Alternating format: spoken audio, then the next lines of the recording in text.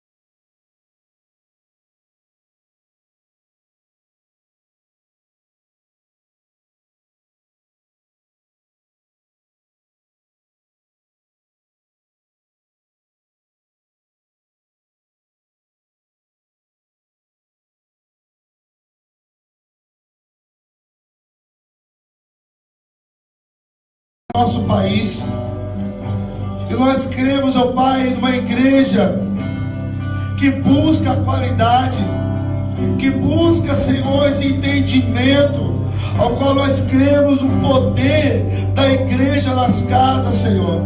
E nós queremos aprender aqui, Deus. Pai querido, nós somos tão gratos por tudo que o Senhor tem nos ensinado. Estamos aqui, Deus, para alinhar o nosso pensamento, para alinhar o nosso coração a Ti, Deus. É o que nós declaramos, ó Deus, sobre essa tarde. Uma tarde profética, uma tarde ao qual, Deus, o nosso coração vai ser alinhado com o Teu coração. O nosso coração vai ser alinhado com o Teu desejo.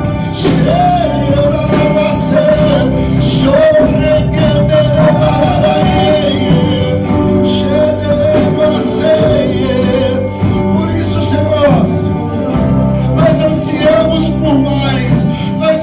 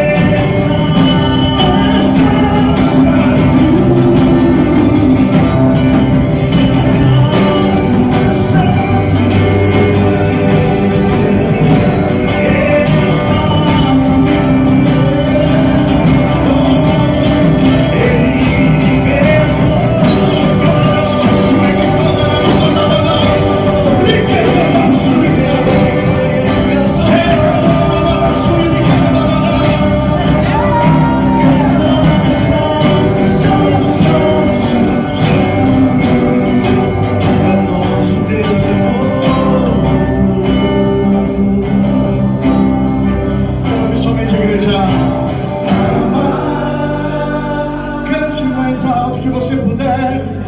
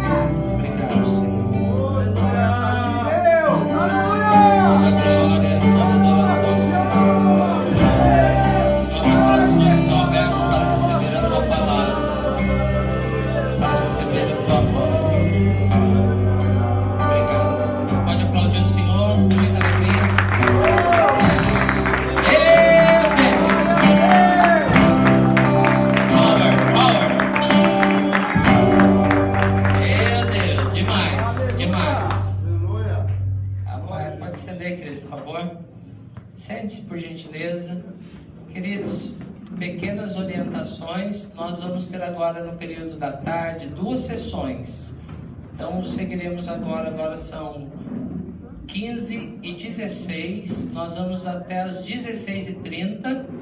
E daí vamos ter um intervalo com coffee break. Vai ter um biscoitinho, né? E um cafezinho. Depois a outra sessão vai das 15:05 até as 6 horas da tarde, que é a segunda sessão agora à tarde. Depois nós vamos ter um lanche mais reforçado, tá bom? E depois a última sessão às 19 horas, vamos ter um tempo de ativação. O pastor João vai orar por nós, vai transferir essa unção de multiplicação, de crescimento, né?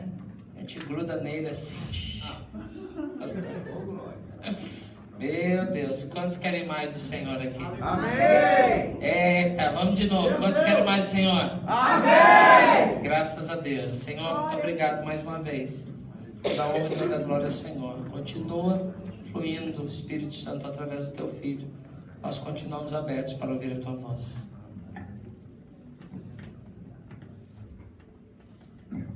Boa tarde, queridos. Quem está com sono como eu, diga amém. Amém. Aleluia. Tinha uma irmã do Recife, né? Ela veio passar o final de semana conosco lá em Sorocaba. Ela quis almoçar comigo, com a minha esposa, e fomos. Aí ela falou assim: pastor, nas minhas horas vagas eu gosto de ler a Bíblia, eu gosto de orar, buscar a Deus. O que o senhor faz nas suas horas vagas? Eu gosto de dormir, gosto de comer, ficar deitado sem fazer nada, assistir um bom filme, né? Ficar com uma coberta no chão da minha sala, deitado no tapete. Aí ela olhou, ela disse: nossa, mas eu pensei que vocês fossem mais espirituais. Eu falei: nós somos, irmão. Né? Mas a gente também é feito de matéria, né? Eu gosto de dormir, de comer. E é interessante que o apóstolo Paulo, ele era um cara como eu. Romanos capítulo 7, a partir do versículo 14, o apóstolo Paulo diz assim: o bem que quero fazer não faço, mas o mal que não quero fazer ele vem se oferecer a mim.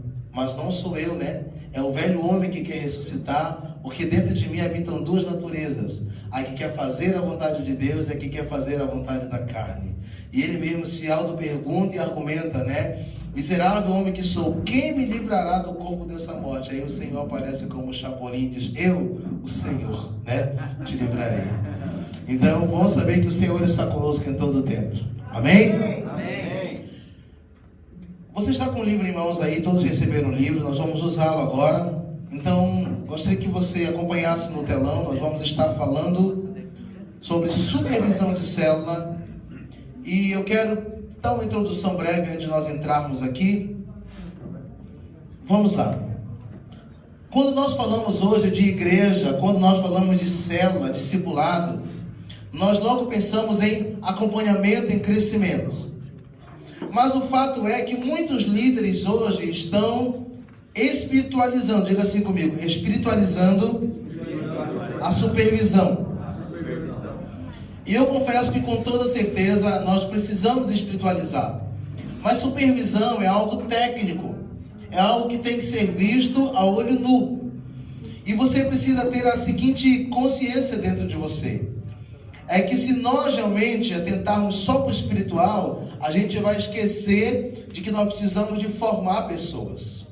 Discipulado é uma questão de caminhada. Com o tempo vai fluir.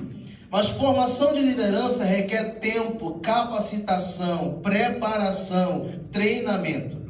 E a igreja de Jesus hoje, nos últimos séculos, aliás, nas últimas décadas, ela tem sido uma igreja de muita informação e pouca formação. Nós hoje sabemos sobre tudo, mas não somos formados basicamente sobre nada. Para você ter ideia, uma criança de 8 anos hoje, ela tem mais informação do que o imperador tinha, do que o imperador romano tinha aos 30 anos de idade. Por quê? Porque as informações eram dadas por etapa. Estou com 12 anos, então você precisa saber disso. 18 anos, precisa saber disso. 22 anos. E as informações eram fracionadas de acordo com a idade e o entendimento. Então hoje, uma criança de 8 anos, ela tem mais informação do que o imperador romano aos seus 30 anos de idade. E quando nós nos reportamos para Roma, na verdade, porque era uma das maiores potências na época, as maiores inteligências e tecnologias estavam ali. Então, quando você pensa hoje sobre supervisão, você pensa logo no contexto espiritual. Mas eu lembro que quando eu era criança, não em Barbacena, mas lá no norte, a minha mãe dizia assim: os olhos do dono é que engorda o boi. Ela sempre dizia isso. E eu modifiquei um pouquinho essa frase, colocando isso aqui, ó: os olhos do líder fazem toda a diferença. Nosso próximo slide. E isso é muito legal, por quê? Porque os olhos do líder vai fazer toda a diferença. O olhar clínico do líder sobre suas células, ele vai fazer com que essa célula cresça e multiplique. Abra sua Bíblia, por favor, no livro do profeta Jonas, capítulo 1. Quem achou, diga amém. Quem não achou, diga Jonas. Então abra nesse livro, por favor, e acompanhe comigo.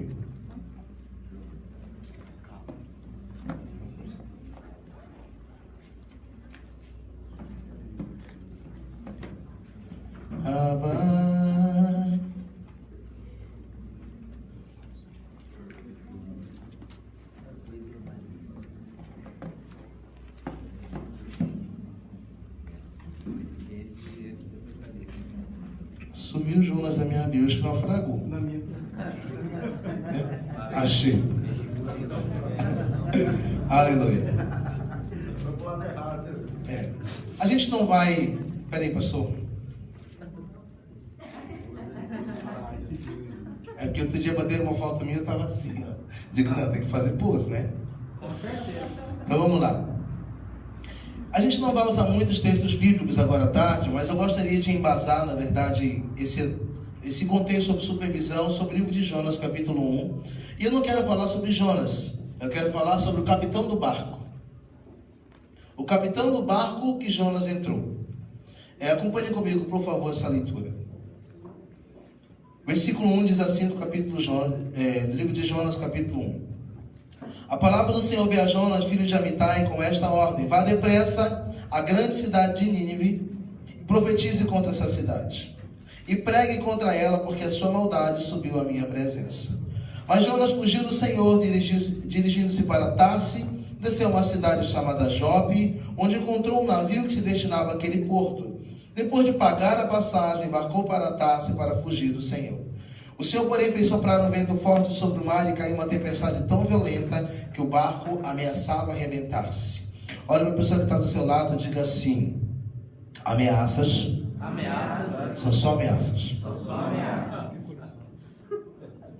Todos os marinheiros ficaram com medo e cada um clamava ao seu próprio Deus e atiraram cargas ao mar para tornar o navio mais leve. Enquanto isso, Jonas, que tinha descido ao porão e se deitara, dormia profundamente. O capitão do barco dirigiu-se a ele e disse assim: como você está aí dormindo? Levante-se, clame a seu Deus. Talvez ele ainda tenha piedade de nós e não morramos. Então, os marinheiros combinaram entre si: vamos lançar sorte para descobrir quem de nós é responsável por essa desgraça. Lançaram sorte, a sorte caiu sobre Jonas.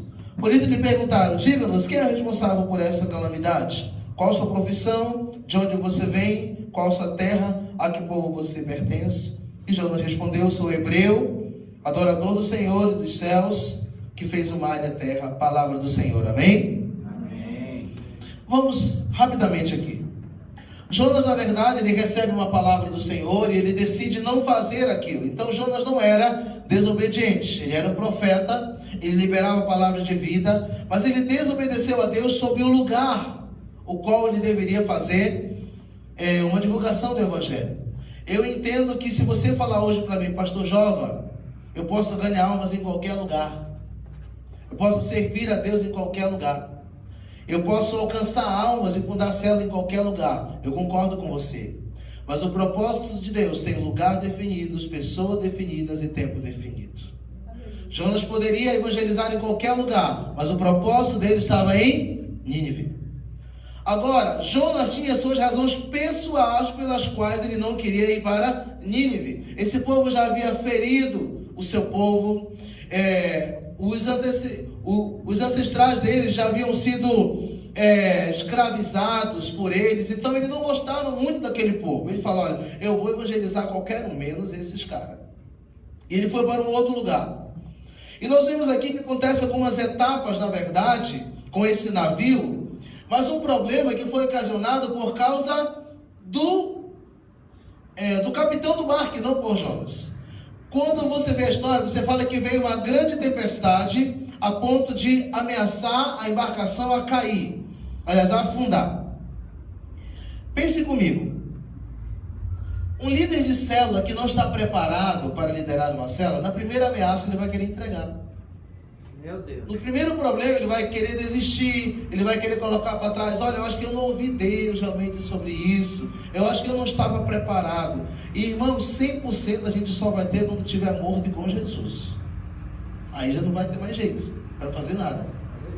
Então, é aqui na terra até Cristo ser formado em nós. Então as ameaças vieram. E diante daquela ameaça, o que foi que eles fizeram? Eles começaram a lançar as cargas ao mar para tornar o navio mais leve. Nós temos que ter cuidado que é na hora da tempestade, é na hora do problema, é na hora da adversidade que nós descobrimos onde estão os nossos valores, ou o que nós estamos dispostos a fazer com ele. E nós vemos aqui que esse barco, ele era um barco de cargas e não um barco de passageiros. Eles começaram a lançar a carga ao mar para tornar o navio mais leve. Eu e você temos que ter cuidado, porque toda decisão tomada no momento de pressão é uma decisão sem bons resultados. Nenhuma decisão tomada na pressa, na hora da pressão, é boa. Porque tem gente que vende uma casa porque estava passando por uma crise financeira. Ele poderia ter vendido uma moto, um carro. Vendeu a casa. Se desfez de um terreno por causa de uma crise. 3 anos depois, esse terreno poderia valer 3 vezes mais o valor que ele tinha naquela época. Mas ele não queria desfazer do carro porque ele não queria pegar ônibus. Ele vomita, sente ânsia de vômito andando de ônibus. Chama o Uber. Entendeu? Então, você vê que na hora da pressão as pessoas se desfazem dos seus valores. E é justamente nessa hora que nós temos que ter cuidado com os nossos valores. E nesse momento, o capitão do barco, ele faz o quê? Ele desce ao porão e vai começar a conversar com Jonas, que foi um sujeito que chegou no porto e comprou uma passagem no barco errado. Por quê? Porque em momento algum você viu que tinha passageiros, tinham tripulantes. Quem era tripulante? O pessoal que trabalhava no barco, o marinheiro, o capitão do barco. O único passageiro ali era Jonas. Então Jonas comprou uma passagem no barco de carga. O que as pessoas estão nos dando ou estão fazendo para se tornarem líderes de célula? Não, ele é meu amigo. Não, ele é o empresário da igreja. Não, ele traz muita gente para a igreja, mas não está capacitado, não tem caráter, não tem formação. Então Jonas pagou para entrar ali. E aquele capitão se permitiu passar por tudo aquilo, por quê? Porque ele aceitou. Ele foi até Jonas e disse: ei, acorda, por que você está dormindo? Levante-se, clame ao seu Deus. E algo que a gente começa a detectar é o seguinte: o versículo 7 fala que então os marinheiros, os marinheiros começaram a clamar ao seu próprio Deus. Diga assim comigo: visão. Mais visão é igual a divisão. Agora imagina, um marinheiro era satanista, outro era romano, outro era anglicano, outro era Assembleia de Deus, outro era da Igreja da Paz, outro era Celebrando Vida. E entra Jonas, que também cria em alguma coisa, ou melhor, em um Deus. E ele fala: clame a seu Deus para que ele faça alguma coisa. Então nós não podemos colocar uma pessoa como liderança que ela não concorda 100% com a visão de célula, com a visão do discipulado. Ela é um simpatizante. E uma hora que a simpatia acaba. Ninguém é simpático a vida inteira. Eu teria que estar aí por causa do amor, do propósito, do chamado. Eu me simpatizei com fulano. Mas será que dá para morar junto com você? Não, eu acho que também não é tanto assim, né? Então esse capitão, ele de certa forma arriscou essa embarcação. Aí eles lançaram sorte, né? Eu gosto dessa história de lançar sorte, né? Aí eles chegaram lá: tá, vamos lançar sorte? Vamos. Então, beleza, bora saber por que nós estamos aqui? Por que você está aqui? Eu sou o cara que lava o chão do barco, beleza. Você? Eu sou o cara que suspende as velas. Você? Eu sou o cozinheiro desse barco. E você? Eu fico com binóculos na mão, vendo se tem um iceberg, eu vendo se tem uma ilha em frente. Olharam para Jonas e disseram: e você? Ele falou: eu sou hebreu, adorador do Senhor, que estou fugindo. Eu falei isso lá antes de entrar no barco, eles já sabiam disso. Aí eles fazem perguntas chaves: quem é você? Qual o seu nome? Qual a sua profissão? De onde você vem? Perguntas que deveriam ter sido feitas aonde? No porto de Jope. Se essas perguntas tivessem sido feitas ali, Jonas não teria entrado naquele barco. Tem algumas perguntas que nós precisamos fazer para as pessoas que estão entrando no contexto de célula, antes delas entrarem. Peraí, você é casado no civil? Você já é batizado nas águas? Você sabe qual é o nosso propósito como igreja? Você é um dizimista fiel? Você está totalmente submisso à liderança que Deus tem te colocado? Você está sendo discipulado e tem desejado ser bem discipulado? Pastor, tem diferença entre ser discipulado e ser bem discipulado? Sim. Ser discipulado é ter alguém sobre você como discipulador. Ser bem discipulado é você desejar o discipulado de tal forma a ponto de você ser transparente. O bem discipulado não depende de quem está discipulando, mas de quem está sendo discipulado. Nós temos que colocar o peso exatamente em cima das medidas corretas. O peso do bem discipulado muitas vezes foi colocado em cima do discipulador. E isso nós fizemos durante muito tempo. Hoje nós colocamos o peso em cima da pessoa certa. Ser bem discipulado depende mais do discípulo do que do discipulador. E nós vemos aqui que eles fizeram essas perguntas. Por quê? Por causa da falta de preparação. E eu imagino o seguinte, irmão. Quando eu leio a Bíblia, eu gosto de entrar nas entrelinhas, né? E nessa história de Jonas, eu fiquei lá no porão, porque eles só viram Jonas e não me viram. Entendeu? E quando chegou no porto para onde esse barco ia, eu fiquei olhando os donos das mercadorias. Cadê meus espelhos que você estava trazendo? Não. Os tecidos. Os tapetes que vocês trouxeram para mim, que eu encomendei, meus clientes estão aguardando. Aí sabe o que o capitão do barco disse? Não, porque veio uma tamanha tempestade sobre nós. Aí os caras falaram assim: os outros barcos não viram a tempestade. Por que algumas células têm incidentes e situações que a outra célula não tem? Por que algumas igrejas sofrem danos que outras não sofrem? Depende muito da qualidade dos líderes que você está formando. Depende muito das informações que nós processamos. Depende da maneira que eu estou levantando os líderes naquele lugar. Tem pessoas que não multiplicam com tanta velocidade, mas tem células consistentes. Por quê? Porque o tempo de preparação desses líderes vai dar a ele uma qualidade de célula muito maior. E eu volto a dizer, discipulado é uma questão de convivência. Formação de liderança requer tempo, preparação e capacitação. Teve Theodore, acho que é Roosevelt o nome dele, é uma frase aqui que eu gosto, ele foi presidente dos Estados Unidos entre 1901 a 1909. E ele falou o seguinte: o melhor líder é aquele que tem senso suficiente para escolher bons homens para fazer o que ele quer que seja feito. Nenhum líder precisa ser 100% capaz ou dotado de todas as capacidades que ele precisa. Ele precisa desenvolver pessoas para estar abaixo deles. Você pode não ser bom com criança, então levante um líder de criança muito bom debaixo de você. Quem diz que você tem que fazer tudo? Quem diz que você tem que estar em todos os lugares? Né? Soberano e onipresente só é um, que é Deus, o grande e poderoso. Então, o verdadeiro líder é aquele que consegue escolher bons homens para colocar debaixo dele, para que esses homens possam fazer aquilo que eles querem. Capítulo 2, página 34 do seu livro, você pode acompanhar comigo. Nós vamos falar agora sobre algumas responsabilidades de um supervisor, o objetivo e responsabilidade. Você pode acompanhar no telão, depois você pode ler. Esse assunto sobre Jonas, lá no final do livro, você tem 8 páginas que fala sobre esses passos aqui. Eu não abri porque a gente não ia se deter sobre isso, mas no livro está escrito.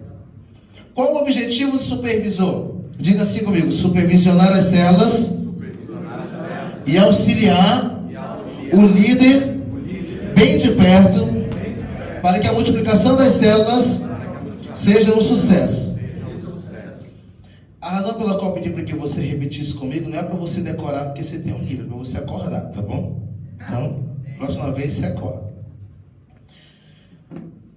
O objetivo do supervisor é supervisionar de perto, porque não há supervisão de longe, irmão. De longe, o cara faz de conta que está sendo supervisionado e você faz de conta que está supervisionando ele. Por quê? Porque ele fala o que quer. Ele fala o que quer.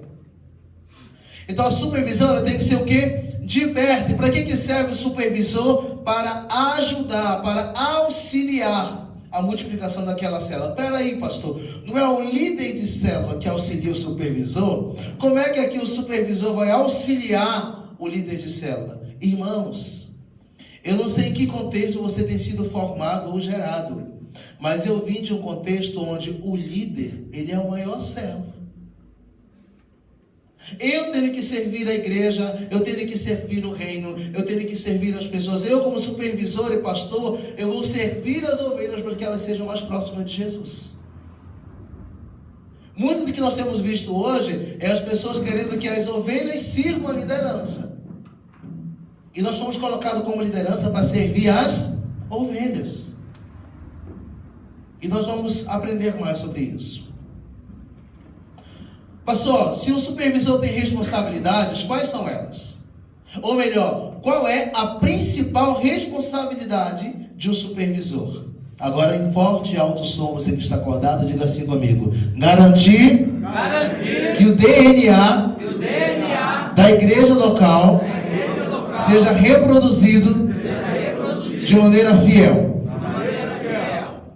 Irmãos, o supervisor ou o pastor, ele não vai na célula para tratar a atitude do líder. Ele vai lá para garantir o DNA. E o que é garantir o DNA? Vamos lá.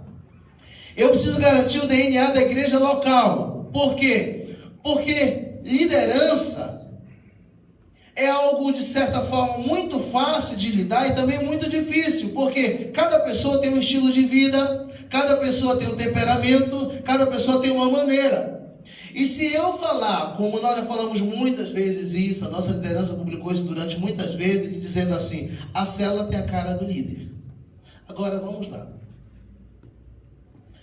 O Alex é um cara brincalhão, divertido, então todo mundo na célula vai ser brincalhão.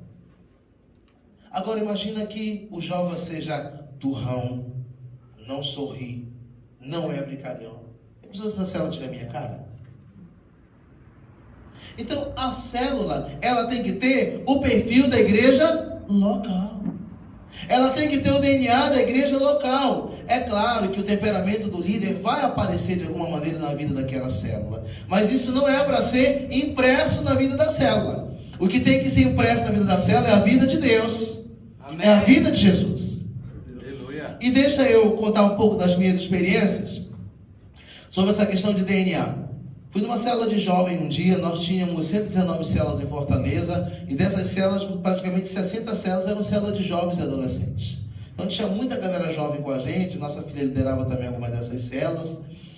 E eu fui visitar uma célula de jovem, aí eu cheguei lá, estava cantando umas músicas muito bacanas, né?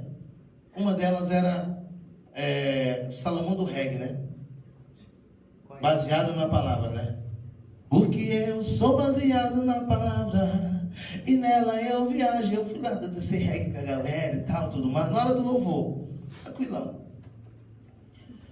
Aí teve louvor e tal, tudo mais. Acabou a célula, eu falei assim pro líder: quero ele levar em casa. Levei ele de carro, disse: olha, cara, parabéns pela célula e tal, foi muito bacana. Aí eu falei assim para ele: mas você hoje comprometeu o DNA da igreja. Ele falou: por quê, pastor? Eu falei assim: o que é a célula? Aí ele respondeu: a célula é a igreja no lar. Eu disse: pois é. Nós tocamos Salomão do Reggae no domingo à noite? Não, pastor. Eu disse: a célula precisa aparecer com o culto de domingo à noite. Aí eu falei para ele: imagina o seguinte, o cara está lá na célula, aí ele está ouvindo Salomão do Reggae.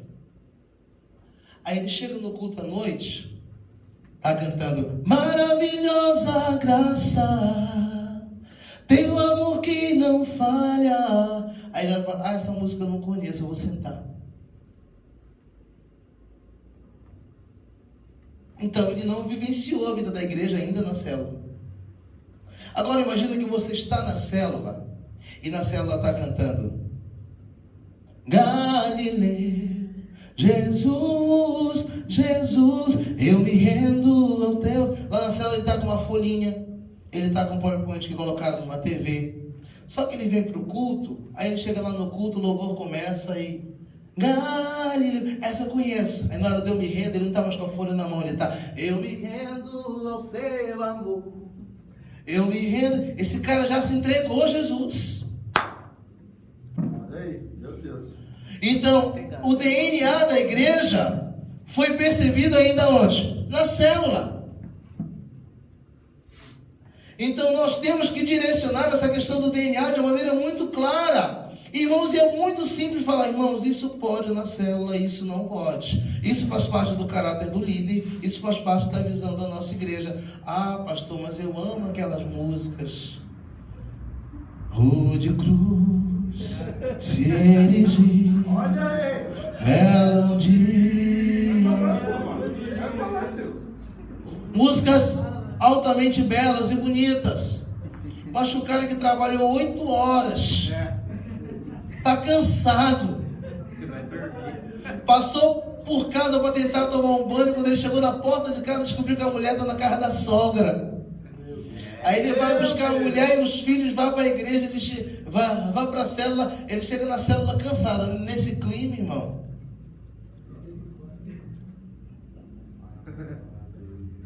sabe o que ele vai cantar? Eu quero ir mais fundo, que ele quer morrer.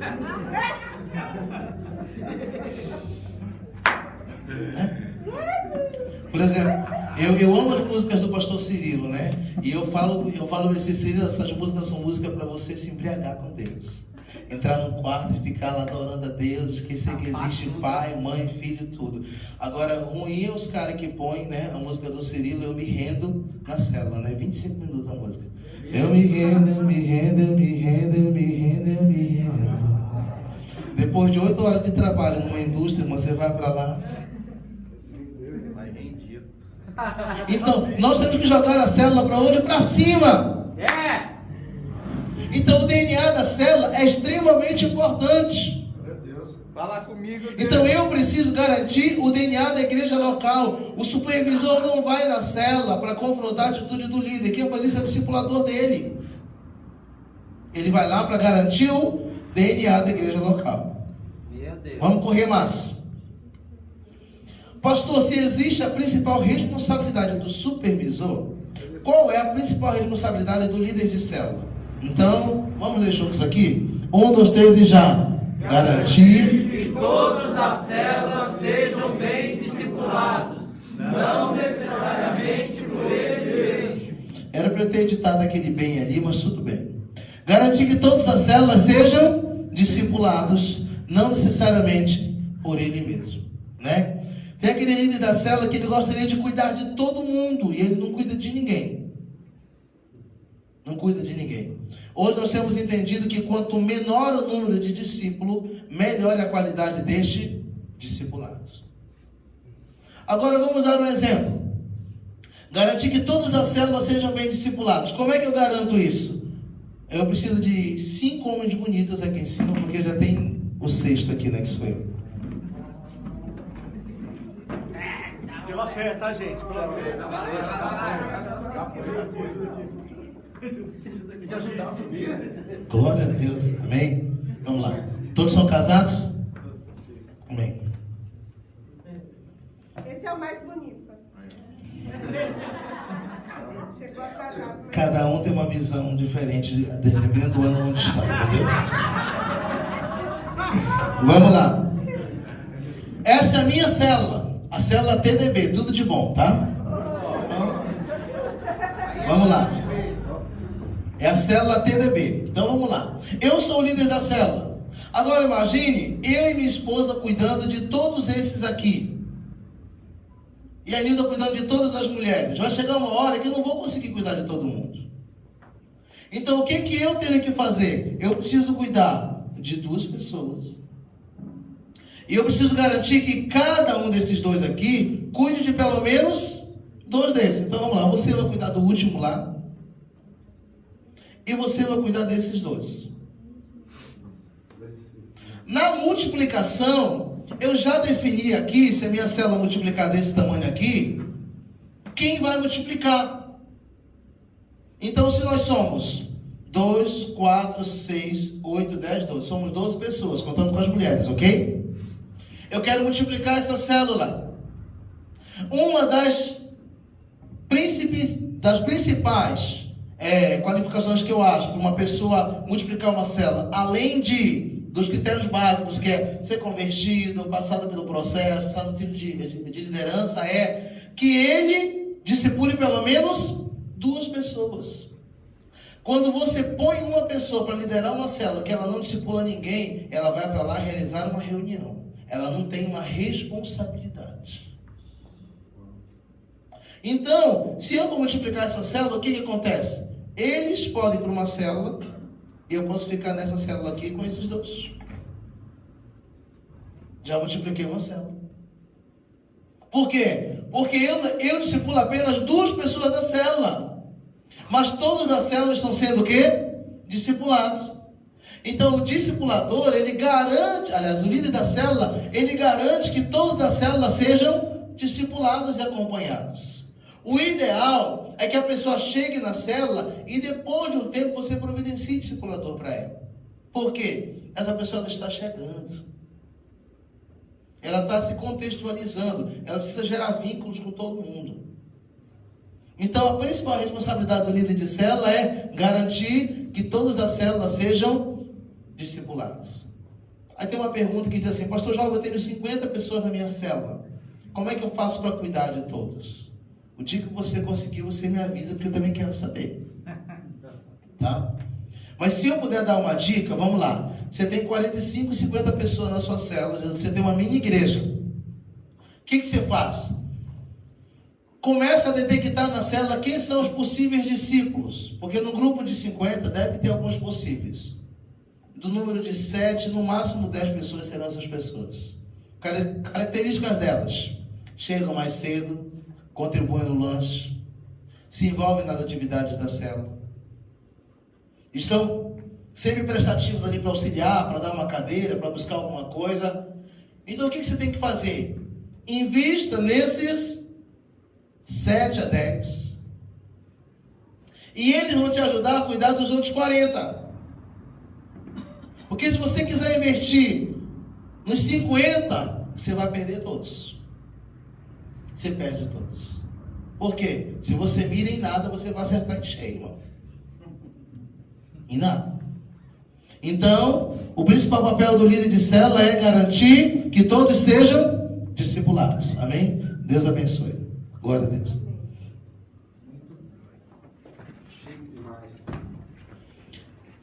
Outras responsabilidades do supervisor. Caminhando e cantando, seguindo a visão. Reunir semanalmente com os líderes de célula para o discipulado e garantir a supervisão das células. Vamos lá. Eu, como pastor, eu vou reunir com os meus supervisores para garantir o quê? O discipulado e a supervisão. Então vamos lá, semanalmente você precisa ter uma reunião. E deixa eu dizer algo para você. Eu vim de Santarém, lá no norte, onde a Igreja da Paz hoje está com mais de 176 mil pessoas. Só que em Santarém, em 2016, foi inaugurado o shopping da cidade. Não tinha shopping na cidade. Então nós éramos refém de um comércio limitado. Onde abre às 7 da manhã, meio-dia fechava, literalmente fechava as lojas. Abria 2 da tarde e 5h40, 6 horas no máximo o comércio fechou.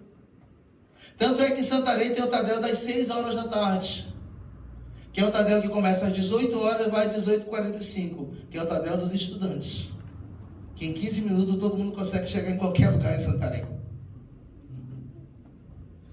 Simples assim. Então, discipulado pode acontecer todos os dias, não tem muita coisa, não tinha cinema na cidade, para você ter ideia, até 2016. Porque onde era o cinema da cidade, anos atrás, eu era criança ainda, a Igreja da Graça comprou, e é uma igreja até hoje. O ponto nosso era a igreja. Se você for em Santarém hoje, e você estiver lá no horário de meio-dia, tem oração do meio-dia lá na Avenida Borges Leal, que era onde era a sede, hoje ainda é a sede, né? Mas hoje a gente mudou para perto da prefeitura. Tem oração do meio-dia. Se você vai lá na oração do meio-dia, tem de 900 a 1.000 pessoas orando. Gente que tira o horário do almoço e vai para lá. Como não cabe todo mundo, tem gente na calçada, tem gente estacionada no carro na frente orando. Glória a Deus. Aí você pergunta, por que essa igreja cresce tanto? Porque o povo é desprendido em relação às coisas materiais. Então você olha para esse momento e assim, mas lá o discipulado pode acontecer semanalmente. Só que eu fui para Fortaleza, passei 9 anos ali, mudou um pouquinho, que a realidade do Ceará já é outra. Uma cidade com praticamente 3 milhões de habitantes, muita gente. Shopping em todo um canto, praia, diversão, beach park, muitas outras igrejas. Aí a gente viu que o negócio era diferente. Santarém, longe pra gente, era 15 minutos. Em Fortaleza a gente viu que 40 minutos era muito longe. Hoje, na dinâmica de São Paulo, já estou aqui há 5 anos, 300 quilômetros é um tiro de 20. Cheguei. Então as dimensões, elas vão ocupando um outro espaço.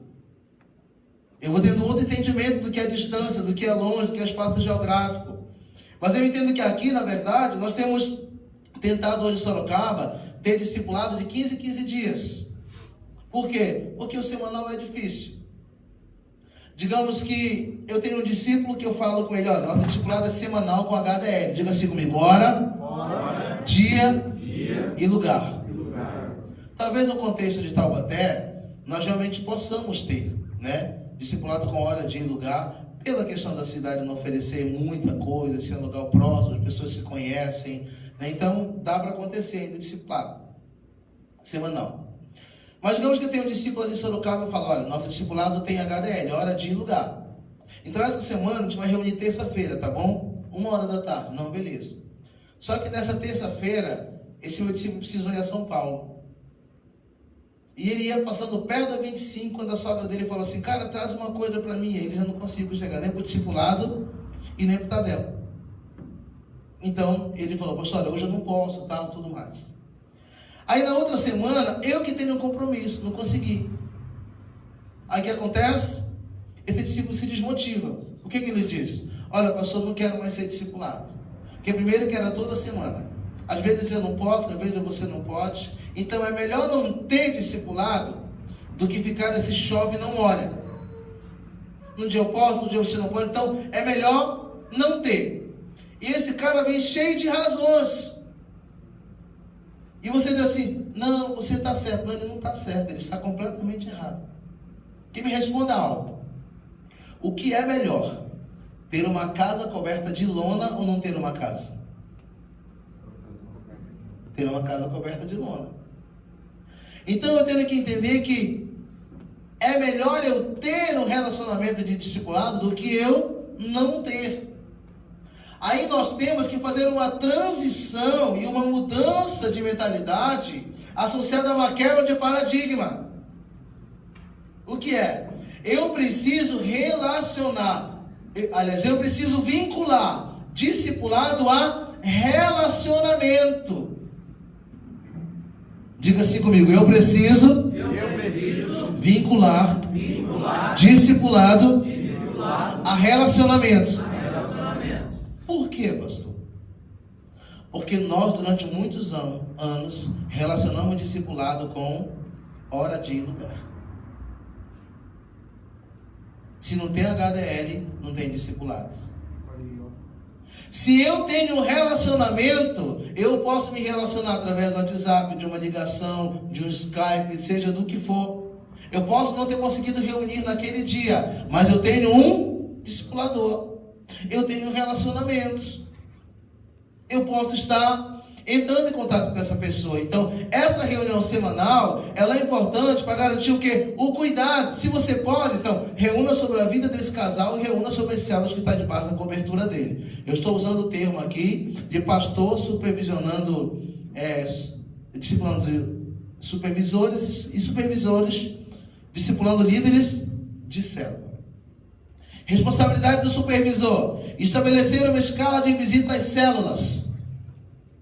Aí você diz assim, pastor, eu vou falar assim, essa semana eu vou na célula do Jova, essa semana eu vou na célula da Gerbrina, essa semana eu vou na célula da Luiziane, eu vou avisar elas. Não. Essa escala é uma escala pessoal, para que eu não seja mais presente em uma célula do que na outra.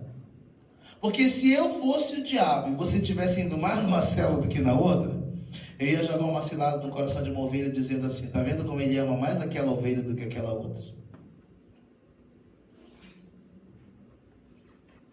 E é uma mentalidade errada. Por quê?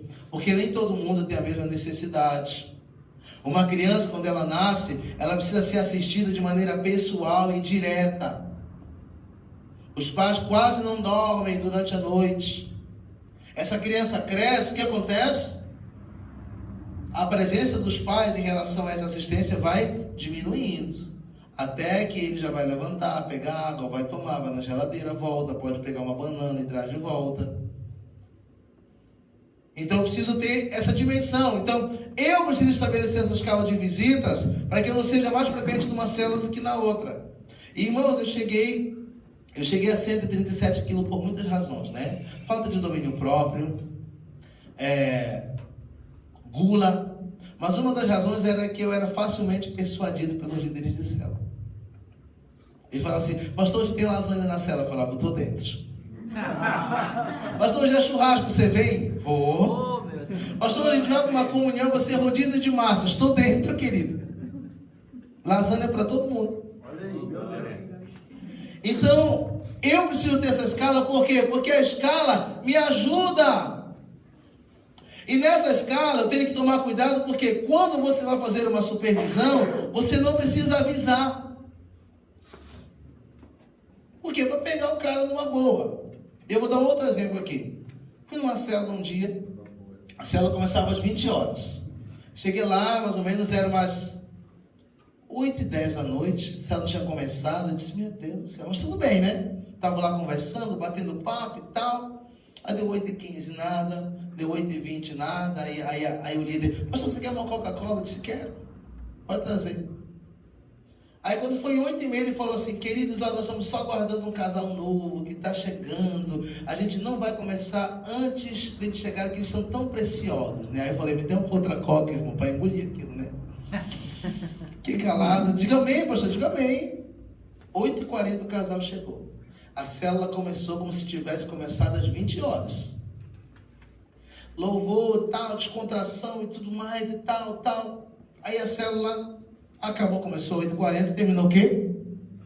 Às 9h40. Aí quando foi depois, eu fui conversar com aquele líder, eu disse: querido, que hora começa a célula mesmo?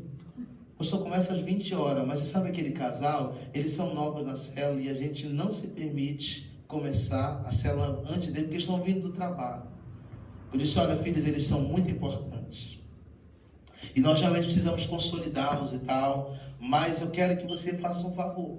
Eu preciso que você diga para eles que eles podem chegar a qualquer hora, mas a célula vai começar às 20 horas. Porque você está começando a célula às 20h40 em favor dos infiéis. Porque fiel era aqueles que chegaram às 20.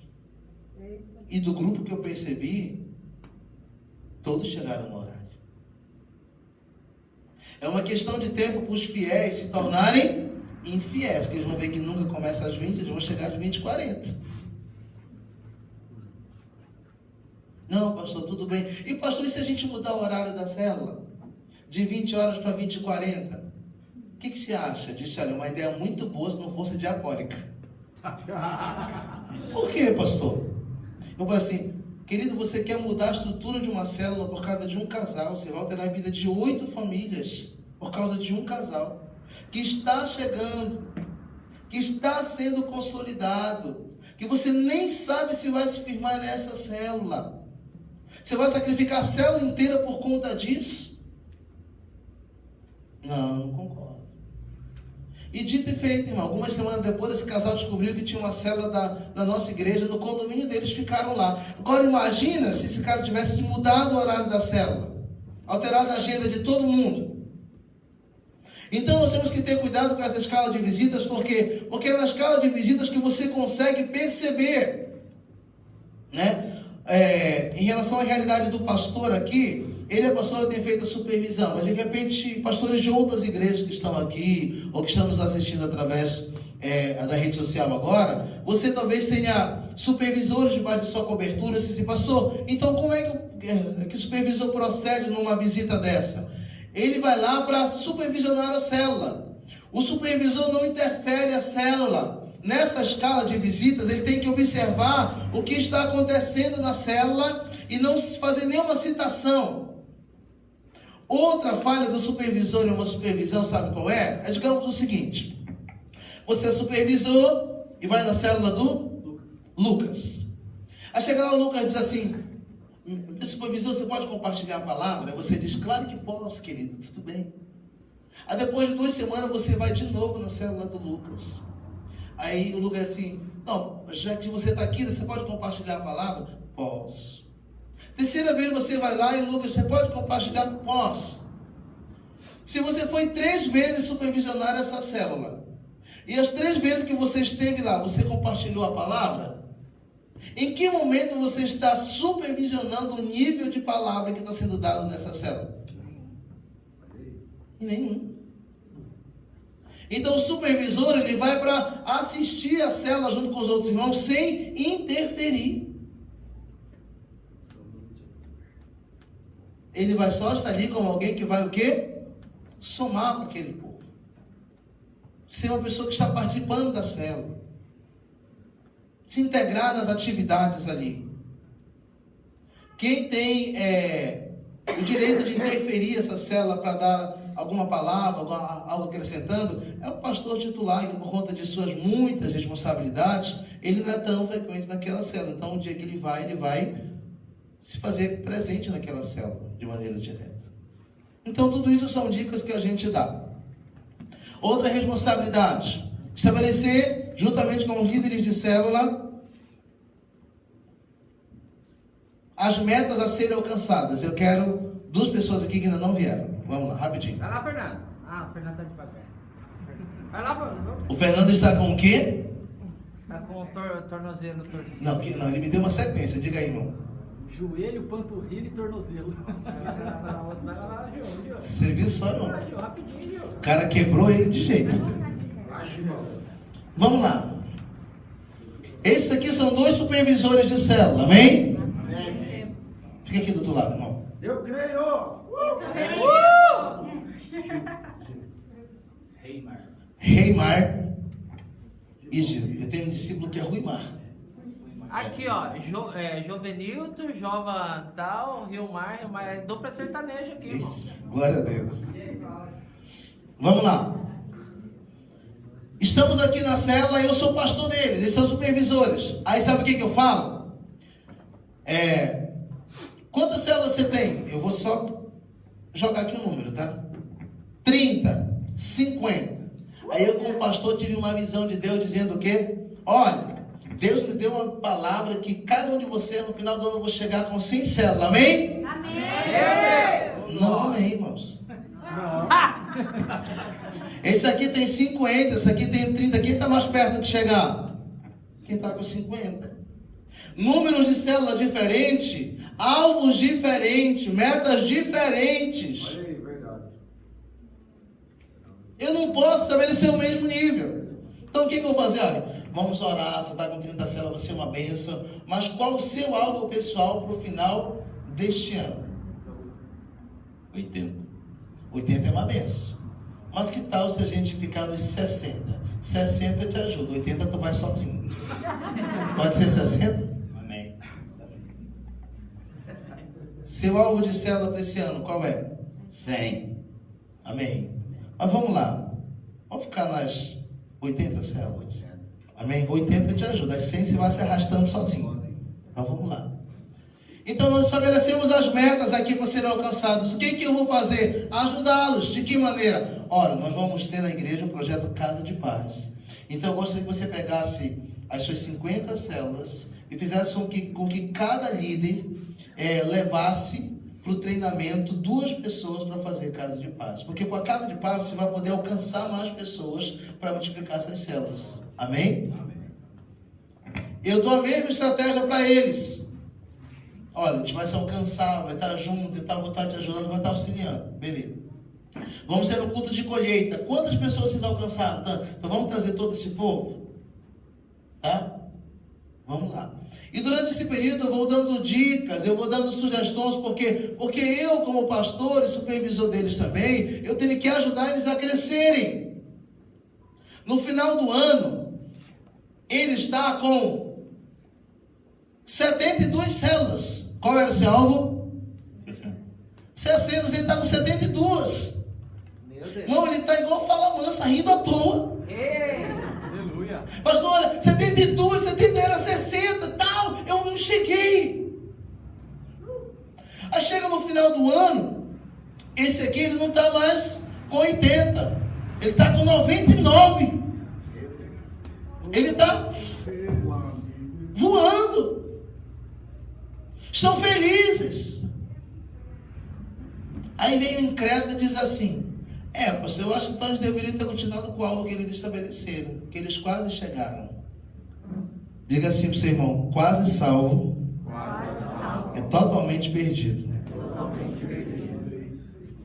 O ser humano, nós como seres humanos, nós somos tão assim, falhos em alguns termos, que a gente não gosta de assumir as nossas falhas. Sabe o que a gente diz assim? Eu quase cheguei no horário. E sabe o que nós deveríamos ter dito? Eu cheguei atrasado. Por uma questão eu não fui aprovado no vestibular. Não. Por causa de uma questão eu fui reprovado no vestibular. Então quase salvo é totalmente perdido, irmão. Eu quase peguei o ônibus, isso quer dizer que você perdeu o ônibus e ficou no ponto. Todo mundo viu, o pessoal que foi no ônibus soube. Só você que não quer assumir. Mas imagina a visão de fé desse cara, agora, que o alvo dele era 60, ele está com 72. Ele fala assim: poxa, eu passei. Agora imagina se ele tivesse conseguido 72. E qual era o alvo inicial dele? 80. Ele ia ficar, poxa, quase eu consegui. Faltou um pouquinho só. Ele desvalorizou as 72 e valorizou as poucas que ele não conseguiu. 99. Quase ele chega nas 100. Então, nosso papel é motivar esse cara cada vez mais. Então, as metas, elas precisam ser elaboradas juntas. Como é que eu quero fazer um batismo se eu não sonhei com esses caras? Eu falei assim, olha, nós vamos ter o batismo no dia 7 de setembro. É um feriado, é uma sexta-feira. Só que nós temos, final de julho, agosto e comecinho de setembro para trabalhar. Nesse período, nós vamos ter aqui na igreja uma classe da nova criatura, que são os princípios básicos. Então, todo novo convertido vai ter que fazer.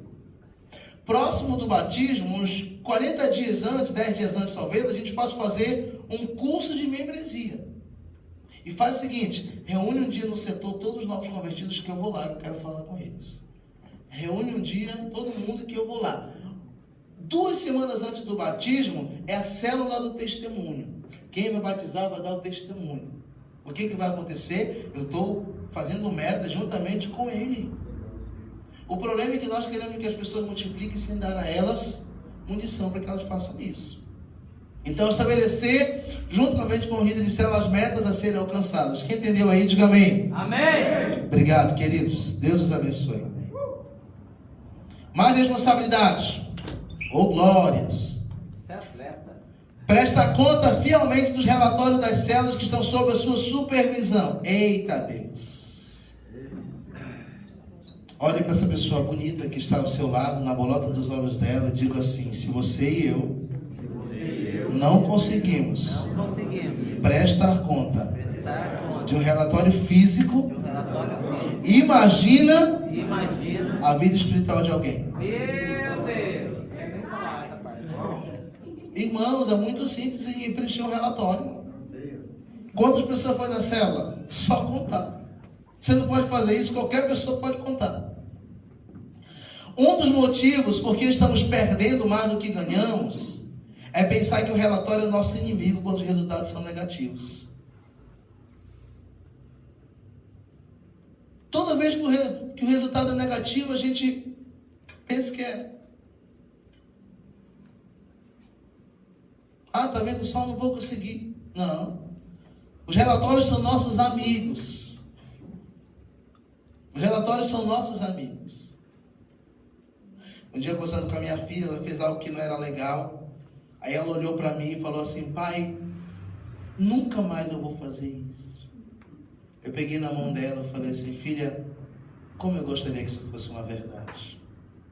Mas eu sei que no estágio do que você fez, você vai falhar algumas vezes até vencer totalmente. Mas não esquenta a cabeça. Papai e mamãe vão estar aqui. Sabe, irmãos, eu vivo no mundo real. Eu vivo no mundo real. No mundo de falhas, de pessoas que se levantam, que caem, porque eu já caio muitas vezes, eu levantei também, já fui para a roda muitas vezes. E esse mesmo tipo de compaixão que tiveram comigo, eu quero poder reproduzir na vida do outro. O problema é que nós hoje temos mais misericórdia com aquele cara que está lá no mundo, que pecou e falhou, do que aquele cara que está na igreja tentando vencer e falhou. E é um processo. É um processo. Então eu preciso o quê? Ser fiel nos relatórios. A gente vai entrar um pouquinho mais aqui e vamos correr. Acompanhar a frequência de cada líder do Tadel, reunião de oração, cursos de treinamento, TLC, integração, culto de celebração. Uma vez uma irmã falou assim, pastor, como é que eu acompanho a frequência dessas pessoas?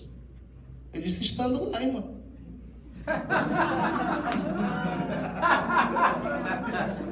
Isso aqui não é um relatório, é presencial. Como é que eu sei que as pessoas foram para o Tadel? Estando lá. Como é que eu sei que as pessoas estão na reunião de oração? Estando lá. Como é que eu sei que as pessoas foram no culto de celebração? Indo para lá. Eu lembro que eu tinha 23 células debaixo da minha cobertura em Santarém, aliás, em Fortaleza, e eu era simplesmente supervisor, não era remunerado, não era financiado pela igreja, não era obreiro, e nós já tínhamos 3 cultos de celebração. Sabe o que eu e Nilda fazíamos? Íamos para os 3 cultos de celebração. Porque a gente não tinha a visão de Thundercat, né? Tem a visão além do alcance. Lion! A visão de Tandera. A gente tinha que estar lá para poder estar com o povo. Verificar se os líderes de células estão sendo fiéis nos dízimos e ofertas e projetos da igreja. Eita, irmão, essa aqui é boa. Meu Deus. Verificar se os líderes de células estão sendo fiéis nos dízimos e ofertas. Vamos lá. Uma pessoa que é colocada como líder de célula, e ela não é um dizimista fiel, ela não vai ministrar uma oferta de qualidade na célula. Por quê? Porque é uma área que ela está falhando. É uma área que ela está falhando. Agora, o que eu aconselho para você? Antes de estabelecer essa pessoa como líder de célula, vá para a secretaria da igreja e pergunte se essa pessoa, se o nome da pessoa fulano de tal é um dizimista fiel. Não procure saber valores, porque isso só diz respeito ao financeiro da igreja. Fulano, aparece o nome de fulano como dizimista fiel? Ah, tá, aparece. Aí você vai lá. E olha o que aconteceu um dia comigo. Eu fui lá ver o nome de uma pessoa, fulano de tal. Aí fui lá na secretaria, perguntei. Aí essa pessoa disse, olha, pastor, fulano de tal não consta aqui como dizimista. O nome dela não entra aqui. Eu disse, tá bom, mas todo mês eu vejo ela com um papelzinho, com um envelope para lá. Vamos ver, né? Aí eu cheguei e conversei com ela. Disse, olha, querido, tal, eu queria saber se você tem sido dizimista fiel, porque nós estamos checando o nome das pessoas que vão assumir liderança na igreja. Você tem sido dizimista fiel? Porque não apareceu o seu nome. Não, pastor, eu sou dizimista fiel, mas eu sou dizimista anônimo.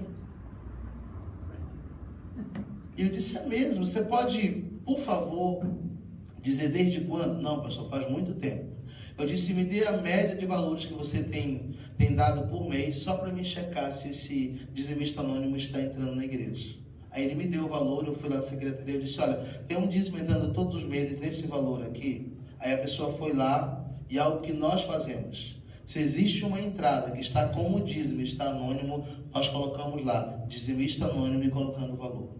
Porque nós já tivemos situação de pessoas, né, que não foram íntegras com Deus, íntegras consigo mesmo, que depois de um tempo procuraram saber qual era a soma dos seus dízimos. Ah, não, nunca dei nome, mas estavam os valores. E nós aprendemos, hoje nós colocamos lá dizimista anônimo, mesmo não tendo o nome da pessoa, porque se ela chegar com o valor, tem a soma do valor que ela precisa. E eu chequei e eu vi que realmente ele estava lá, ele estava falando sério, o valor bateu e tal. Eu disse, olha, amém. Aí que foi que eu fui conversar com ele? Agora você é um líder de célula. Agora você vai assumir uma liderança. Você agora tem uma vida pública. Então você precisa colocar o seu nome como sendo dizimista fiel. É importante. Porque você faz parte da liderança desta igreja. O problema é que nós muitas vezes não checamos isso. E nós temos colocado às vezes pessoas... Não, eu sou dizimista, mas você foi lá no administrativo da igreja e checou isso. Não por conta de valores, mas por conta da fidelidade a Deus a essa pessoa. Por quê? Porque se essa pessoa não for dizimista, ela não vai entrar nos projetos da igreja. Ela não vai ser uma pessoa que oferta com qualidade. Então ela precisa ser o quê? Um dizimista fiel. Porque disso depende o quê? O nosso sustento de como igreja, como pessoas que estamos envolvidos na obra. E o supervisor de célula tem autoridade para resolver as questões relativas às células que estão sob a sua supervisão. Diga assim comigo, dentro dos limites de orientação do pastor. Pode ir para o próximo slide. Ok. Pastor, o que um líder de célula, um supervisor pode decidir ali na célula? O que ele pode decidir? Ele pode decidir com a irmã Maria e a irmã Laura, as duas vezes de Jequiti, Avon e Boticário. O que esse líder de célula pode definir? Olha, antes da célula vocês podem mostrar o catálogo, depois da célula. Durante a célula nós não permitimos isso. Por quê? Porque se você permitir, você vai ser chamado para comprovar o pagamento. Não, você viu aquele dia lá na célula, quando você estava dando a palavra, ele estava olhando o catálogo. Então nós temos que definir o que pode e o que não pode. O supervisor está diretamente submisso ao pastor, é quem deve prestar conta dos relatórios, das condições espirituais das ovelhas. Eu quero dar um testemunho, mas é um testemunho precioso e poderoso desse aqui. Tem gente hoje que deixou de vir à igreja e o pastor nem sabe. Tem gente que foi liberada pelo supervisor, pelo líder de célula, pelo pastor auxiliar, e o pastor titular nunca soube disso.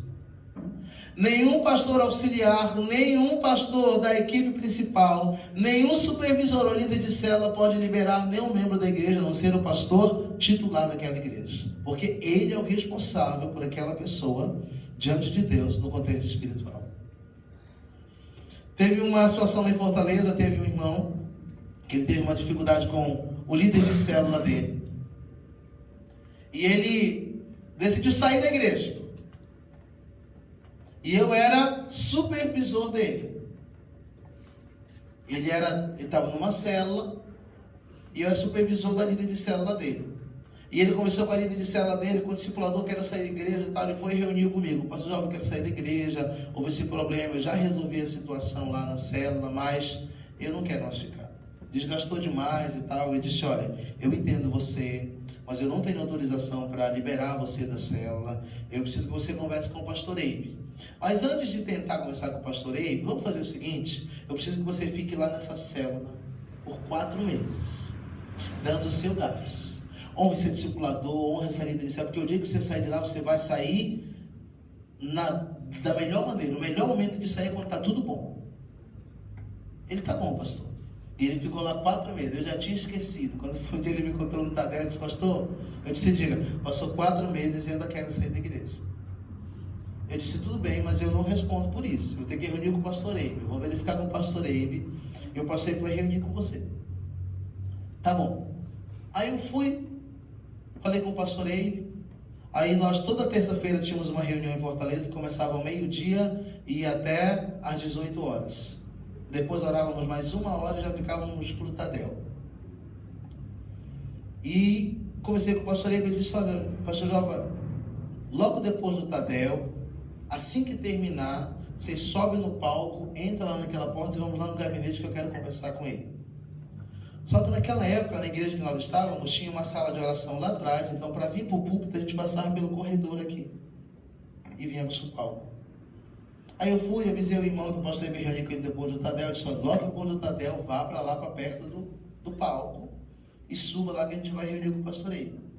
Aí acabou a reunião, a pastor Eibe falou assim, João, eu vou começar o Tadel, onde é que está o irmão? Ele estava sentado assim, onde o pastor Tiago estava, faça assim, pastor. Eu disse, olha, ele está sentado bem ali com uma camisa vermelha. Aí o pastor veio da reunião, passou por ele, querido, olha, depois do culto a gente conversa. E o pastor veio para cá, o pastor veio, ministrou o Tadel e tal. Acabou o Tadel, eu subi para cá, o pastor também, cadê o irmão?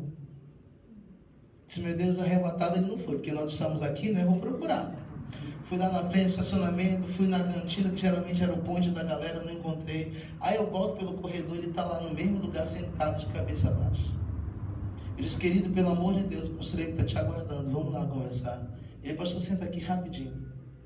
Eu sentei, ele falou assim, pastor, eu não vou reunir mais com o pastor Eibe.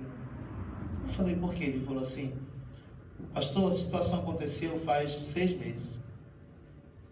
Faz 6 meses que eu estou tentando sair da igreja. Meu líder de célula me pediu perdão. Meu supervisor reuniu comigo.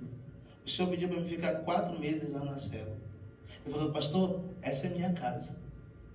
Se fosse outro cara, eu tinha mandado embora. Meu Deus! Aleluia! Diga para o pastor que eu não vou sair, não. Faz 6 meses que eu estou tentando sair, não consigo.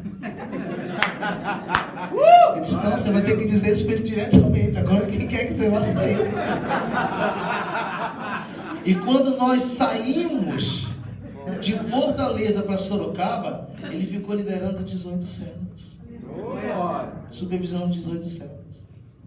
Agora, esse resultado foi por causa de quê? Porque o jovem não era qualquer desavisado que liberava as pessoas. Tem assuntos hoje que não diz respeito a nós de resolvermos, irmão. E nós temos que deixar com quem? Com a liderança principal. E nós temos que tomar muito cuidado, como pastores, auxiliares ou supervisores, as maneiras que são conduzidas e resolvidas das coisas no setor não são da nossa maneira. Não precisa eu ficar sabendo como foi resolvido. Não precisa ser a resposta que eu gostaria, porque cada um de nós queremos uma resposta. Se eu sou um professor de uma aula, de um colégio, e naquela sala eu tenho a minha filha como aluna, e tem uma outra coleguinha dela. Só que eu sou um professor ali, além de ser pai dela. Na hora, eu vou dizer assim, as duas vão ficar zeradas nessa matéria. Beleza. Só que nós fomos para casa.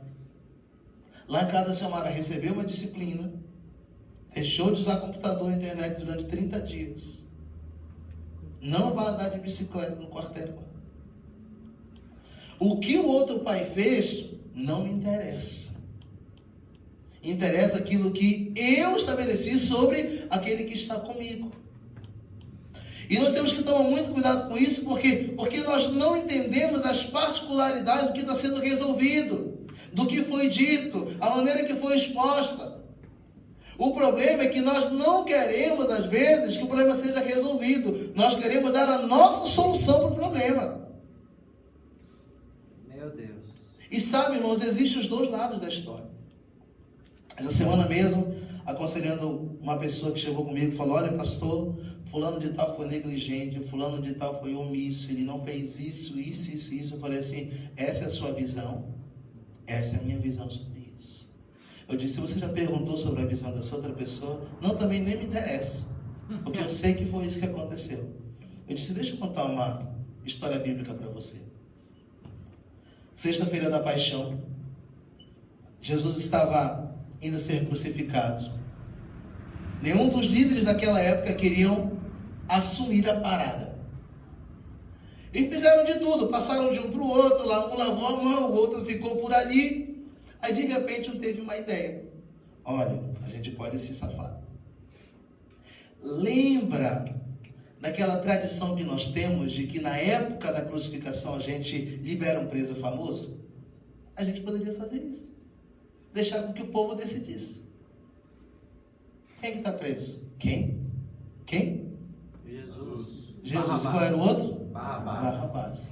Beleza, vamos para a praça pública. A multidão estava ali.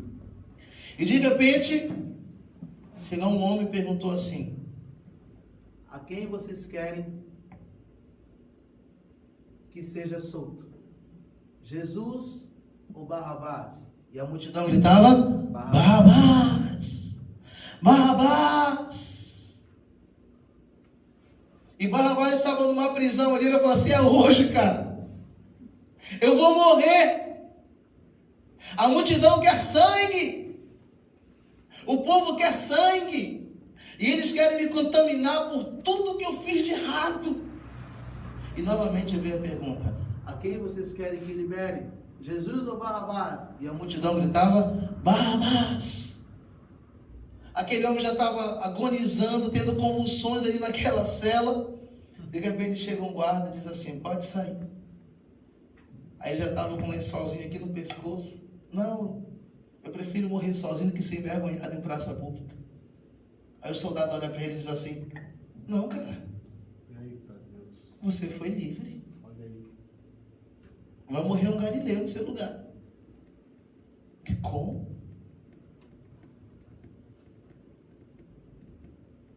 Além de todas as vozes que nós ouvimos, nós temos que ficar com a voz de Deus. A percepção que a multidão tinha era que eles queriam matar Jesus. Os gritos da multidão com o nome do Barrabás, para eles soava como morte. Dependendo do lugar e do contexto da voz que nós ouvimos, nós podemos gerar uma solução ao problema. Eu falei para esse discípulo: então o que você chama de displicente, o que você disse que o cara foi omisso, diante dele pode ser cautela, diante dele pode ser um silêncio para resolver algo, para não gerar uma outra situação. Você não pode ficar apenas com aquilo que você acha que é. Meu Deus. E no contexto de liderança, nós precisamos tomar muito cuidado com isso. Tem pessoas que de repente falharam entre nós e a liderança teve uma procedência. De repente você falhou, a liderança teve outra. Mas espera aí, você confessou ou foi descoberto? Eita. Isso daí foi muito diferente. Entendeu? Sim. Davi sabia muito bem essa diferença. Sabe o que Davi falou? Diante de uma pergunta, você quer cair diante de quem? De Deus. De Deus ou do povo? Não, eu prefiro cair na mão de Deus. E sabe, irmão, nós precisamos tomar muito cuidado com isso daqui. Pode colocar a próxima frase lá. O supervisor está diretamente submisso ao pastor, a quem deve prestar conta dos relatórios e das condições das ovelhas. Olha para o seu irmão e diga assim: vamos tomar um café? Vamos tomar um café, irmão? Então vamos lá. Pastor Alex, por favor. Queridos, que demais, não é? Amém. Meu Deus, estava falando ali, toda vez a gente vai aprender com alguém assim, como o nosso irmão aqui, fala assim, meu Deus, não sei de nada. Vai demais, né? Vamos tomar um cafezinho, 15 minutinhos e daqui a pouco estamos de volta. Deus tem mais para você, tá bom, querido? Deus abençoe. Pastor João, tá demais, viu, querido? Deixa